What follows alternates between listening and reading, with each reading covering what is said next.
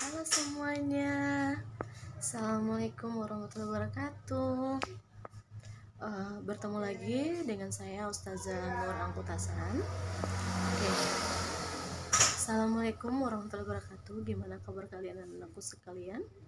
Semoga kalian semua selalu diberikan kesehatan, selalu dijaga oleh Allah Subhanahu wa Ta'ala, dan yang terpenting jaga kesehatan kalian supaya kalian tidak mudah sakit gitu.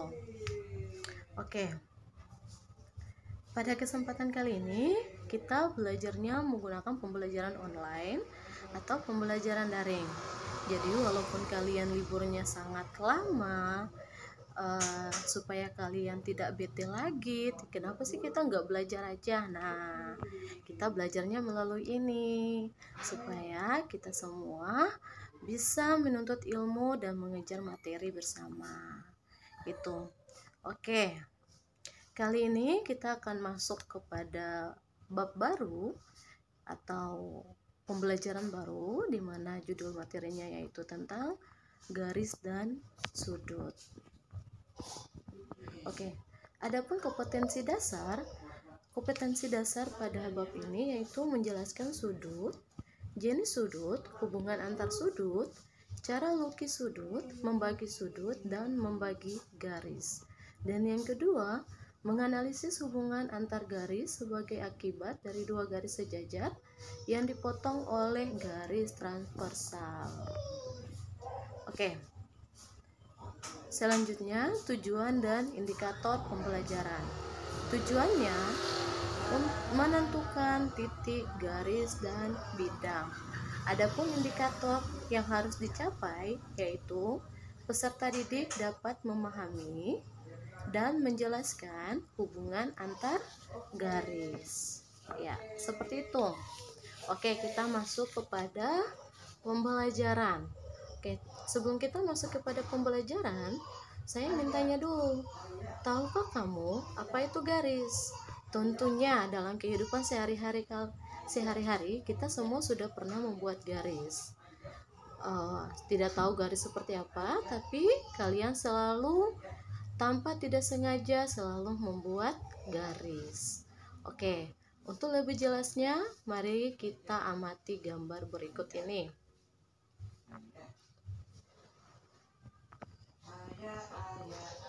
Oke, coba kalian lihat. Di sudut kiri itu terdapat tiang lampu, dan di sudut kanan ada seorang ibu memegang tangan anaknya. Oke, coba kalian fokus pada tiang lampu tersebut. Nah, tiang lampu itu dia membentuk apa? Membentuk sebuah garis. Oke, tiang lampu itu dia membentuk sebuah garis. Ini seperti ini. Nah, itu arah panah kuning itu dia menandakan bahwa dia merupakan garis lurus. Oke, selanjutnya kita masuk kepada pembelajarannya. Dalam ilmu geometri terdapat beberapa istilah atau sebutan yang tidak memiliki definisi antara lain titik, garis, dan bidang. Meskipun ketiga istilah tersebut tidak secara formal didefinisikan, sangat penting disepakati tentang arti istilah tersebut. Marilah kita pelajari konsep titik, garis, dan bidang. Oke, perhatikan yang pertama, kegiatan 7.1. Hubungan antar garis. Oke, A. Hubungan antar titik, garis, dan bidang. Perhatikan gambar 7.1 berikut. Ya, titik A atau ada situ titik yang berwarna hitam, itu namanya adalah titik A. Dan gambar yang kedua itu adalah sebuah garis lurus yang di dalamnya itu terdapat dua titik, di mana ada titik R dan titik S. Garis lurus tersebut dilambangkan dengan huruf G kecil Dan pada bidang ketiga, pada gambar yang ketiga itu adalah sebuah bidang datar di mana terdapat 3 titik, yaitu ada titik K, titik M, dan titik L. Itu. Oke, selanjutnya gambar 7.1 representasi titik A, garis G, dan bidang alfa. Oke, selanjutnya kalian perhatikan. Untuk titik A, sebuah titik hanya dapat ditentukan letaknya, tetapi tidak mempunyai panjang dan lebar. Titik tidak mempunyai ukuran dan besaran. Jadi ingat, titik itu dia tidak memiliki ukuran dan besaran.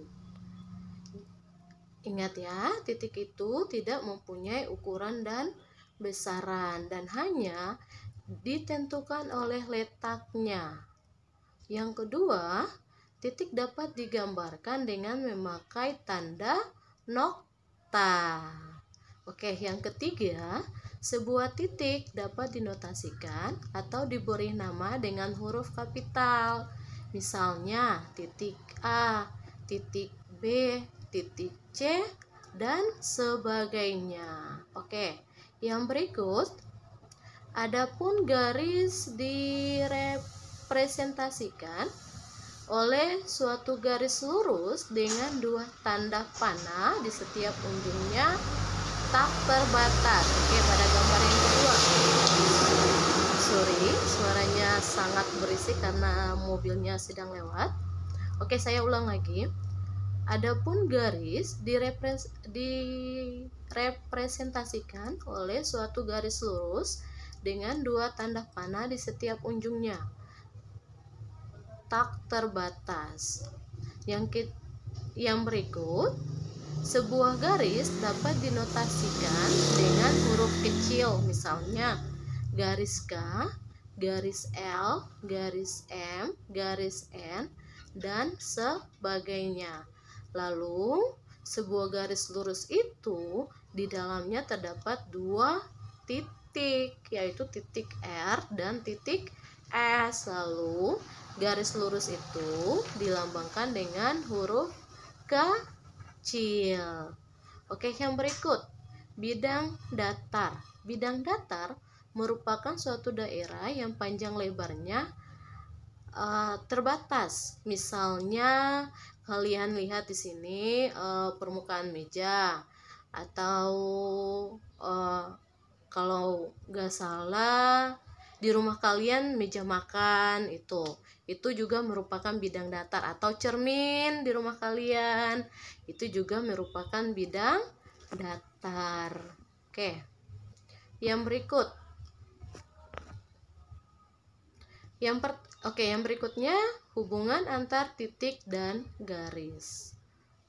Hubungan antar titik dan garis terjadi dalam 2 kondisi.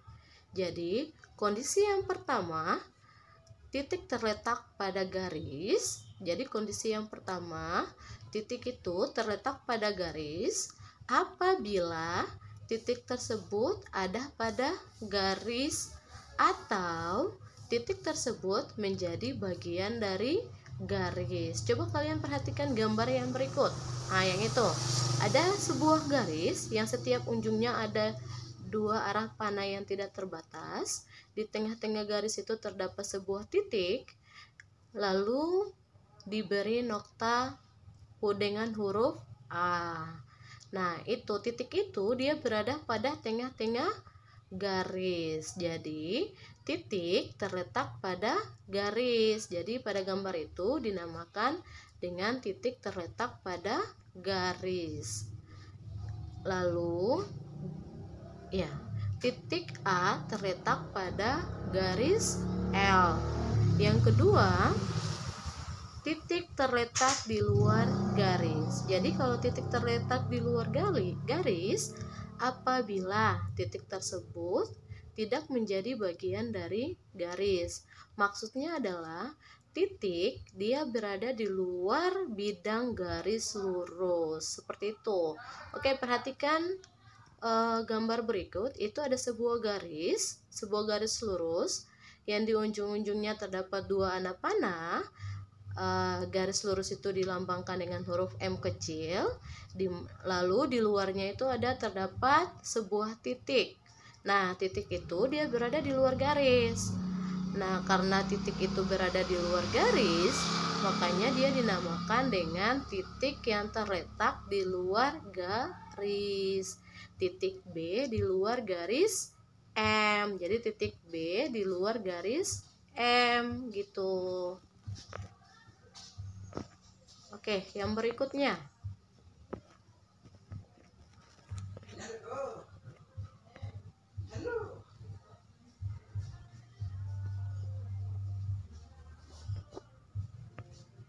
Oke, yang berikutnya, yang kedua. Hubungan antar titik dan bidang. Oke, perhatikan gambar 7.4, hubungan titik dan bidang. Di sini ada dua bidang. Oke, bidang yang pertama dulu. Bidang yang pertama itu adalah bidang alfa. Jadi kayak huruf A kecil di dalam bidang itu namanya alfa. Nah, bidang alfa, di dalam bidang alfa terdapat titik C. Jadi hubungan antar titik dan bidang itu misalnya seperti gambar yang ini. Bidang alfa di dalamnya terdapat titik C. Jadi titik C itu terdapat pada bidang alfa. Oke. Yang gambar yang kedua itu adalah bidang beta. Oke, yang kayak huruf B itu bacanya adalah beta, di mana titik D itu dia berada di luar bidang beta. Jadi titik D dia berada di luar bidang beta. Ya, seperti itu. Yang berikutnya, 3. Hubungan antar garis dan bidang. Oke, hubungan antar garis dan bidang dapat diklarifikasikan menjadi 3 bagian, yaitu yang pertama, garis terletak pada bidang. Jadi kalau garis terletak pada bidang, apabila garis menjadi bagian dari bidang tersebut. Coba perhatikan bidang alfa. Oke, gambar yang pertama atau bidang alfa, di dalamnya itu terdapat sebuah garis lurus atau garis L. Itu dinamakan dengan garis yang terletak pada bidang. Oke, jadi kalau garis terletak pada bidang itu apabila garis tersebut menjadi bagian dari bidang atau garis tersebut terdapat di dalam bidang. Oke. Yang kedua, garis tidak pada bidang. Garis tidak pada bidang apabila letak garis terletak di luar bidang. Letak garis terletak di luar bidang. Berarti maksudnya adalah garis itu dia tidak terdapat dalam bidang, tetapi dia terdapat di luar bidang. Oke, Anda perhatikan gambar yang kedua, yang warna ungu. Nah, yang warna ungu itu adalah garis tidak pada bidang, di mana garis L itu dia di luar bidang alfa. Jadi garis L itu dia terdapat di luar bidang alfa. Oke, yang ketiga, garis menebus atau memotong bidang.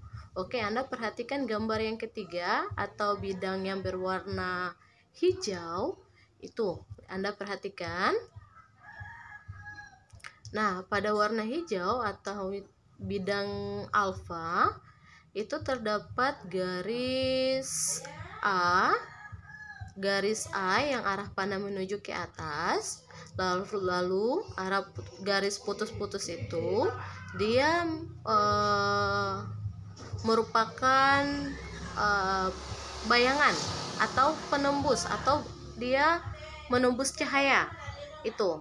Lalu yang arah panah ke bawah itu adalah bidang garis yang memotong. seperti itu. Oh tidak, bidang alfa atau bidang yang berwarna hijau, garis A yang arah panahnya menuju ke atas itu adalah garis A, lalu arah garis yang memotong-motong atau garis yang terputus-putus itu adalah garis yang menebus atau garis yang memotong. Yang berikutnya garis L. Nah, garis L itu garis yang menebus garis yang menebus bidang alfa, seperti itu. Oke, semoga kalian bisa paham ya maksud dari hubungan antar garis dan bidang ini. Jadi ingat, garis terletak pada bidang apabila garis itu dia berada pada bidang. Dan yang kedua, garis tidak terletak pada bidang apabila garis itu dia berada di luar bidang. Yang ketiga, garis menembus atau memotong bidang. Maksudnya adalah suatu garis itu dia menebus suatu bidang atau memotong bidang menjadi dua bagian yang sama. Oke. Yang berikutnya, nah itu adalah letak garis pada bidang. Oke, yang berikutnya. Titik-titik segaris dan titik-titik sebidang. Oke, jadi titik-titik segaris dan titik-titik sebidang ini ada dua. Yang pertama, itu dua titik atau lebih dikatakan segaris jika titik-titik tersebut terletak pada garis yang sama. Jadi dua titik atau lebih. Jadi pada bidang pada satu garis lurus itu dia terdapat dua titik atau bisa lebih. Itu dua titik atau lebih dikatakan segaris jika titik-titik tersebut terdapat pada bidang yang sama. Nah, perhatikan. Ini ada garis, perhatikan gambar 7.6 atau titik-titik yang segaris. Anda perhatikan gambarnya. Nah, di situ ada satu garis lurus atau garis L di mana terdapat dua titik. Titik-titiknya itu berwarna hijau ya. Iya, berwarna hijau di mana ada titik A dan titik B. Nah, titik A dan titik B ini dia terletak pada garis yang sama. Jadi, titik A dan titik B terletak pada garis yang sama. Oke, yang kedua. Dua titik atau lebih dikatakan sebidang jika titik-titik tersebut terletak pada bidang yang sama. Oke, saya ulang lagi. Yang kedua, dua titik atau lebih dikatakan sebidang jika titik-titik tersebut terletak pada bidang yang sama. Oke, perhatikan gambar berikut. Titik-titik sebidang. Oke, di situ terdapat sebuah bidang atau bidang beta. Lalu di dalamnya terdapat dua titik. Ada titik C dan titik D. Nah, titik C dan titik D itu dia terletak pada satu bidang. Oke, yang berikut. Anda perhatikan gambar 7.8. Oke. Titik A dan titik B melalui, perhatikan gambar 7.8.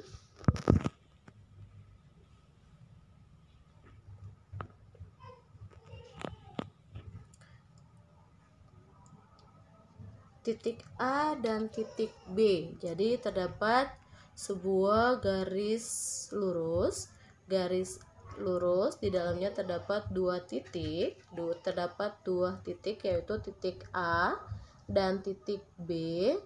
Nah, titik A dan titik B dihubungkan menjadi satu garis lurus. Jadi mulai dari garisnya itu dimulai dari titik A, dia menuju ke titik B.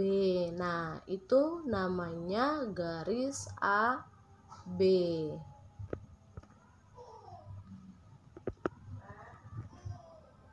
Oke, saya ulang lagi. Saya ulang. Titik A dan titik B dia berada pada sebuah garis.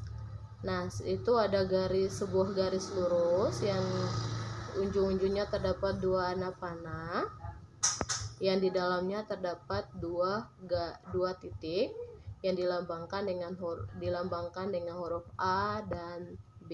Itu adalah garis A dan B. Lalu yang berikutnya titik A dan titik B, garis yang dimulai dari titik A berhenti dengan titik B, itu namanya adalah ruas garis AB. Jadi ruas garis AB itu dia terdapat jika ada dua titik yang dihubungkan. Jadi titik A dan titik B, di tengah-tengahnya itu dibuat satu garis lurus, itu namanya ruas garis AB. Oke, yang berikut Anda perhatikan yang berikut. Ini sebuah garis lurus yang dimulai dari titik A, dia menuju ke titik B, dia lanjut sampai ke arah panah. Nah, titik yang dimulai dari titik A, garis yang dimulai dari titik A menuju ke arah panah sebelah kiri, itu namanya sinar AB. Jadi itu kayak bayangan, kayak dia punya bayangan. Jadi titik A dan B, garis yang dimulai dari titik A melalui titik B sampai seterusnya itu adalah sinar AB. Nah, ini dia juga sama dengan sinar BA. Jadi sinar AB itu dia sama dengan sinar BA, tapi dia berlawanan. Jadi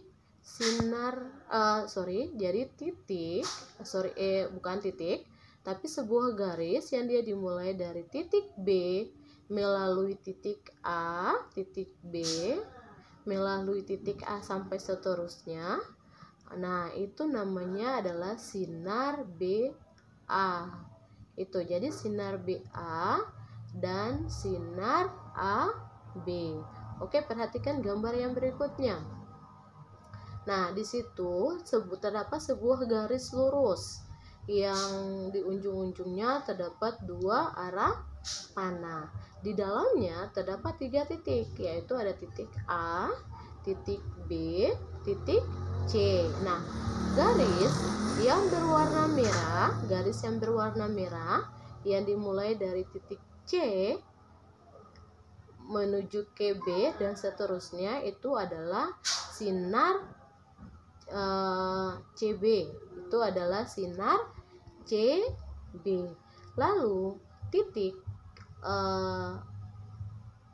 lalu garis yang dimulai dari titik C menuju titik A dan seterusnya, atau garis yang berwarna biru, itu namanya adalah sinar CA.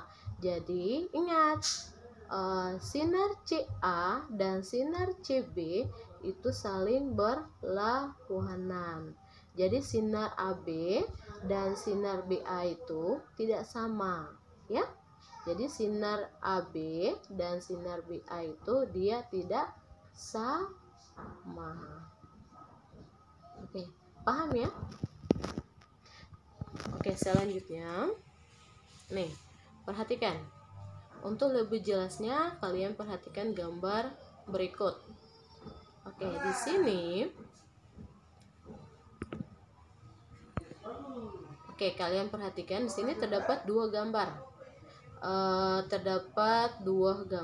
Gambar yang pertama itu terdapat dua garis lurus, di mana di tengah-tengah garis yang saling berpotongan itu terdapat sebuah titik yang dilambangkan dengan titik P. Nah, garis yang berwarna hitam itu adalah garis L. Sedangkan garis yang berwarna biru itu adalah garis K. Oke, perhatikan. Titik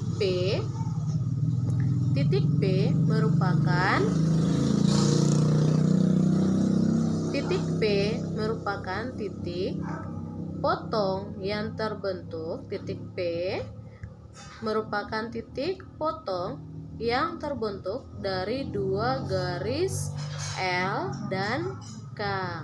Jadi titik potong itu dia terbentuk dari dua garis yang terpotong. Oke. Lalu gambar yang kedua. Gambar yang kedua, ini ada 3 garis lurus. Ada 3 garis lurus. Oke, Anda perhatikan di sini ada 3 garis lurus. Itu ada garis lurus L yang warnanya biru, garis lurus K yang warnanya hitam, dan garis lurus M yang warnanya merah. Lalu tengah-tengahnya itu terdapat titik P. Oke, perhatikan, titik P merupakan titik potong yang terbentuk dari 3 garis K, L, dan M. Jadi ingat, titik P merupakan titik potong yang terbentuk dari 3 garis K, L, dan M. Oke, mungkin sampai di sini materi kita, pokok bahasan kita hari ini. Ibu harap kalian bisa sering-sering membaca di rumah supaya kalian tidak lupa, dan semoga ilmunya itu bisa masuk di otak kalian. Karena kalian kalau materi masuk di telinga kanan itu biasanya keluar di telinga kiri. Jadi sering-sering membaca. Ingat ya, sering-sering membaca supaya materinya itu masuk di otak kita. Oke. Oh ya, lalu jangan senang dulu. Saya kasih tugas untuk Anda. Jadi tiap pertemuan insya Allah saya akan kasih tugas.